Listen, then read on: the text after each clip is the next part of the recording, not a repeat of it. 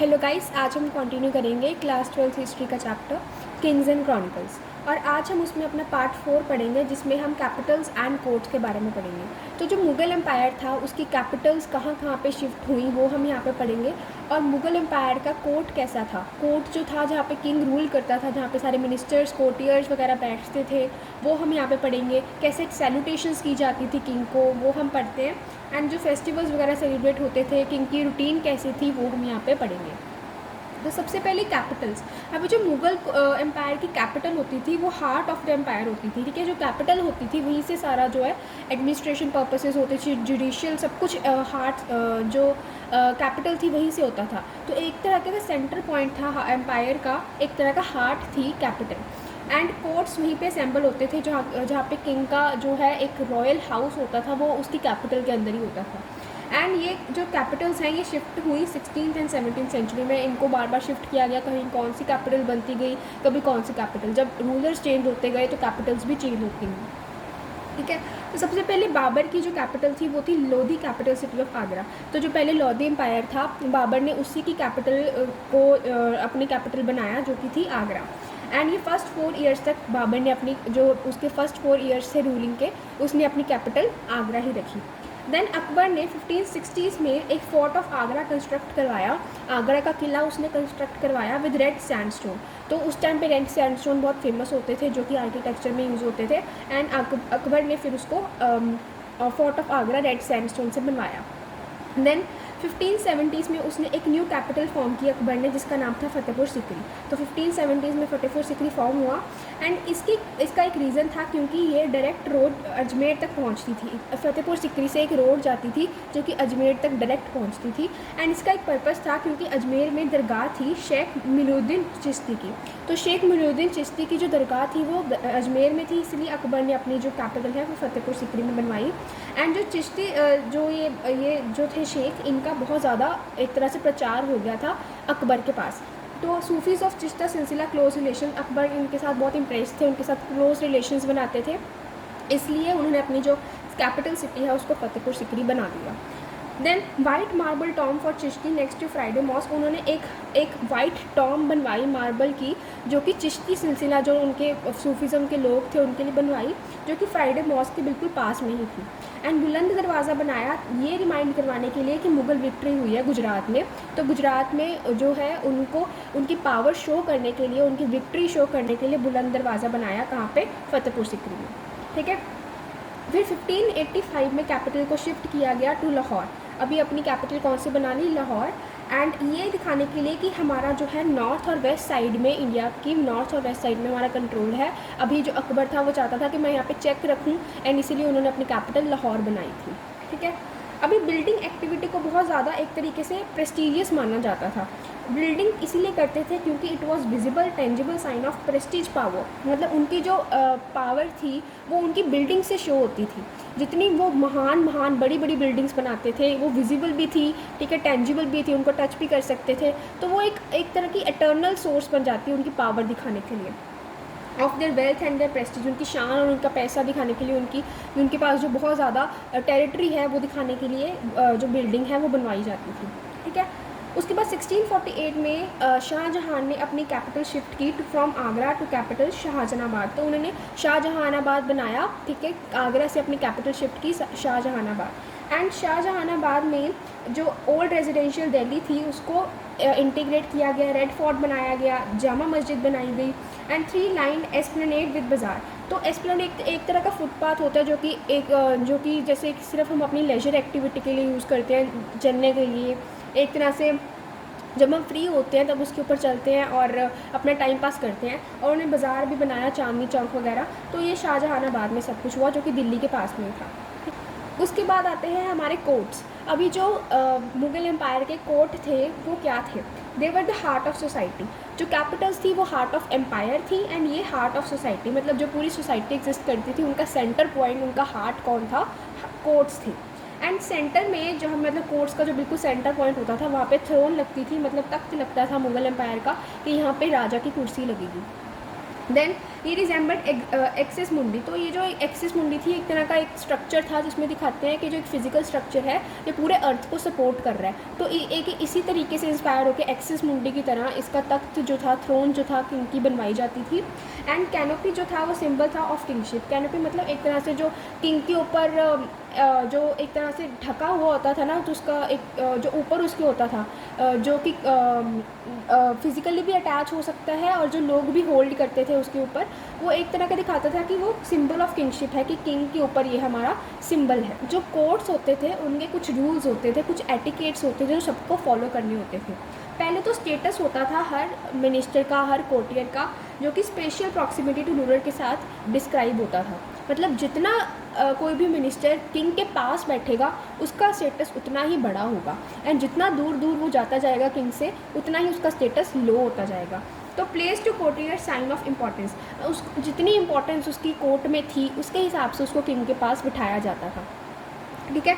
And जब एक बार king बैठ जाता था तो कोई भी परमिशन, किसी को परमिशन नहीं थी कि वो उठ जाए एंड किंग की परमिशन के बगैर कुछ बोल ले, ऐसा किसी को भी परमिशन नहीं थी। एंड कोई भी अपनी परमिशन के बगैर छोड़ नहीं सकता था उस जो भी कोर्ट का हिस्सा होता था।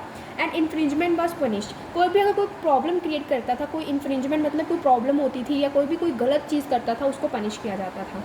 उसके बाद कॉर्निश एक तरह की सैल्यूटेशन थी। It was a ceremonial salutation that was the, उसमें क्या करते थे, जो पाम होती है राइट हैंड की उसको फोरहेड के अगेंस्ट रखते हैं, मतलब पाम को अपनी जो अपना माथा होता है उसके पास रखते हैं एंड अपने हेड को बेंड किया जाता है, ठीक है, सिर झुकाया जाता है। ये डिपिक्ट करता है कि जो हमारी सेंसेस है और हमारा माइंड है वो रॉयल असेंबली को प्रेजेंट किया जाता है, ठीक है, उनकी ह्यूमिलिटी में। मतलब जो हमारा सेंसेस है वो हमारे माइंड में अटैच होती हैं एंड हमारा माइंड जो है उनको एक तरह से प्रेजेंट किया जाता है। एक तरह की सैल्यूटेशन है, एक तरह की ग्रीटिंग है। उसके बाद एक थी चहर तस्लीम। अभी चहर मतलब होता है चार एंड तस्लीम मतलब होता है सबमिशंस। तो 4 बार उन्होंने सबमिशंस की, 4 बार सैल्यूटेशंस करनी है। हैंड को उल्टा करके रखा जाता था एंड स्टैंड इरेक्ट मतलब उसको ज़मीन पे रख के सीधा खड़ा होना होता था। And palm of the head on the crown of his head, तो उसके बाद जो पाम होता था हमारे हाथ का उसको फिर से अपने क्राउन जो उसके सिर पे लगा होता था उसको टच करना होता था एंड ये 4 बार रिपीट किया जाता था। इसके लिए इसको बोलते थे चहर तस्लीम। अभी जो सैल्यूटेशंस थी वो भी बहुत टाइप की थी। देखो सबसे हाईएस्ट थी सिजदा, मतलब जब हम सजदा करते हैं किसी को उसको बोलते हैं सिजदा। एंड इसमें कंप्लीट प्रोस्ट्रेशन मतलब पूरा जो है लेट जाना होता है, प्रोस्ट्रेशन मतलब फैल जाना, तो पूरा लेट जाना होता था और उसमें सजदा करते थे वो किंग को। उसके बाद चहर तस्लीम जो हमने पढ़ लिया। एंड ज़मीन बोस जिसमें हम जो ग्राउंड होता था वो उसको किस करते थे कि जो यहाँ पे किंग है उसको उसके ऊपर कुछ नहीं है ये शो करने के लिए वो ग्राउंड को किस करते थे। देन थॉमस रो जो थे वो एनवॉय थे ऑफ जेम्स वन, मतलब रिप्रेजेंटेटिव थे जेम्स वन रूलर। एंड ये उन्होंने क्या किया, उन्होंने जहांगीर को सिंपली वो कर दिया, उन्होंने सिंपल सिर झुका दिया जहांगीर को, जिससे कि उनके कोर्ट को एक तरह से पसंद नहीं आया ये। एंड उन्होंने चेयर भी डिमांड कर दी। उसके बाद उन्होंने बोला मुझे चेयर ला के दो, जिससे कि सारे जो है वो बहुत शॉक्ड रह गए कि इन्होंने हमारे किंग के सामने ऐसा कैसे कह दिया, ठीक है। उसके बाद किंग की रूटीन कैसे होती थी, किंग का दिनचर्या वगैरह कैसे होता था। सबसे पहले उठता था सनराइज़ पे एंड वो रिलीजियस डिवोशंस एंड प्रेयर्स करता था। वो जो भी उसके बिलीव्स होते थे, रिलीजन्स होते थे, उनको वो चैंट करता था, पढ़ता था। देन वो अपनी बैल्कनी में जाता था ईस्ट साइड पे, ठीक है, झरोका बोलते हैं बैल्कनी को, वो अपनी फेस करता था ईस्ट की तरफ। एंड उसमें उसके नीचे बहुत सारे क्राउड ऑफ पीपल होता था, लोग खड़े होते थे, लाइक वुमेन खड़े होते थे, सोल्जर्स खड़े होते थे, जो भी लोग थे वो खड़े होते थे। एंड झरोका दर्शन बोलते थे कि जो किंग के दर्शन करने के लिए वो वहाँ पे खड़ जाते थे नीचे। एंड ये अकबर ने शुरू किया था। एंड उसके बाद वो पब्लिक हॉल में जाते थे जिसको कि दीवान आम बोलते थे, जिसमें आम लोग आते थे, ठीक है। एंड 2 घंटे के बाद वो दीवान खास में जाते थे। तो जो दीवान आम है वहाँ पे प्राइमरी बिजनेस होता था गवर्नमेंट का, जो भी उसका नॉर्मल सा रूटीन है, नॉर्मल सा बिजनेस है वो होता था। एंड रिपोर्ट्स और रिक्वेस्ट दी जाती थी, लोग वहाँ पे अपनी रिपोर्ट्स प्रेजेंट करते थे, रिक्वेस्ट करते थे। एंड जो दीवान खास था इसमें सिर्फ सिलेक्टेड लोग ही आते थे, जो किंग के बहुत ज़्यादा क्लोज थे वही दीवान खास में पार्टिसिपेट कर सकते थे। एंड इसमें प्राइवेट और कॉन्फिडेंशियल बातें होती थी, जो प्राइवेट किंग के अपने खुद के चीज़ें हैं, डिस्कशंस हैं वो होती थी, कॉन्फिडेंशियल जो सीक्रेट्स थे वहाँ पे डिस्कस होते थे। उसके बाद आते हैं फेस्टिवल्स। जब भी कोई ख़ास फेस्टिवल आता था तो उसको बहुत अच्छे से मनाया जाता था, ज़ोर शोर से मनाया जाता था। जैसे कि एनिवर्सरी ऑफ थ्रोन, जब किंग को अपने राजा बनने की एनिवर्सरी आती थी साल के बाद, उसको बहुत अच्छे से मनाया जाता था। जैसे ईद आती थी, शाब बराती, होली, इनको ग्रेट एंथुसियाज़म्स बनाया जाता था। एक तरह से चार्मिंग तरीके से इनको फेस्टिवल्स को सेलिब्रेट किया जाता था। कैंडल्स को लगाया जाता था और कलरफुल हैंगिंग्स लगाई जाती थी वॉल्स पे, जिससे कि फेस्टिवल्स को सेलिब्रेट किया जाता था। एंड 3 मेजर तरीके के फेस्टिवल्स होते थे। एक थे लूनर एंड सोलर बर्थडेज, जब कोई बर्थडे आता था किंग का लूनर कैलेंडर के हिसाब से एंड सोलर कैलेंडर के हिसाब से। एंड ईरानियन न्यू ईयर, जब ईरान के लाइक उनके कॉन्सिडरेशन में न्यू ईयर स्टार्ट होता था, तो इन तीनों को बहुत अच्छे से सेलिब्रेट किया जाता था। एंड ये 3 मेजर फेस्टिवल्स थे। उसके बाद है हमारा next topic titles and gift. जो अब कोर्ट होता था उसमें टाइटल्स भी होते थे, गिफ्ट्स भी होते थे। तो टाइटल्स के जो हैं वो चुनाव वो किंग करता था कि कौन से टाइटल किसी को दिए जाएंगे। एंड टाइटल्स की भी पोजीशन होती थी कि कौन सा सबसे हाईएस्ट है, कौन सा सबसे लोएस्ट है। तो grand titles after the coronation और victory over the victory over enemy. तो टाइटल्स दिए जाते थे जब भी कोई कोरोनेशन होती थी, मतलब राज तिलक होता था, तो हर मिनिस्टर को टाइटल दिया जाता था कि उसका क्या रैंक है, क्या स्टेटस है। एंड जब भी कोई विक्ट्री ओवर एनिमी, कोई भी जब वॉर जीत के आते थे और जिन्होंने अच्छा प्रदर्शन किया होता था, उनको टाइटल्स दिए जाते थे, उनको गिफ्ट्स दिए जाते थे। ठीक है। हाई साउंड रिदमिक, तो बहुत ज़ोरों शोरों से ऐसे टाइटल्स अनाउंस होते थे, ठीक है, रिदमिक तरीके से। एंड इसको अनाउंस कौन करता था? अशर्स करते थे, जिसका नाम था नाकीब। एंड मुगल कॉइन्स के ऊपर full title of raining ruler, जो रेनिंग रूलर होता है उसके फुल टाइटल, उसका फुल नेम जो है मुगल कॉइन के ऊपर लिखा होता है। देन असफ़ खान जो था वो हाईएस्ट मिनिस्टर था, एक मिनिस्टर का रैंक का हाईएस्ट जो टाइटल है उसको बोलते थे असफ़ खान।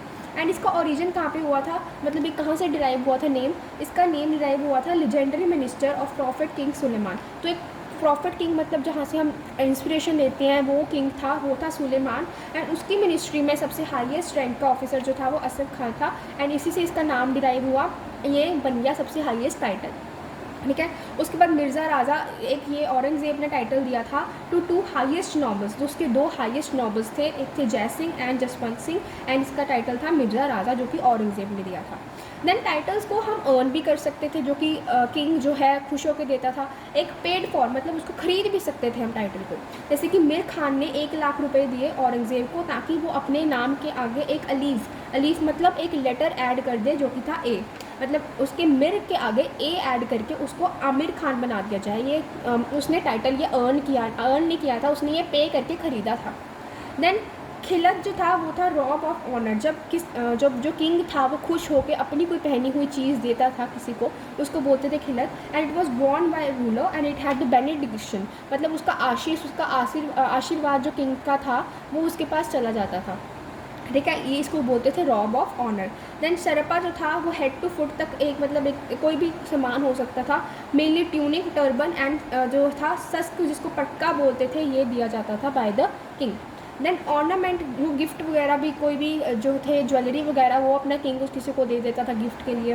देन पद्मा मुरासा जो कि था, ये बहुत रेयर दिया जाता था, एक्सेप्शनल दिया जाता था, जिसमें लोटस ब्लॉसम विद ज्वेल, मतलब एक ज्वेल होता था जिसमें लोटस की तरह एक ब्लॉसम जो फ्लावर होता है वो बना होता था।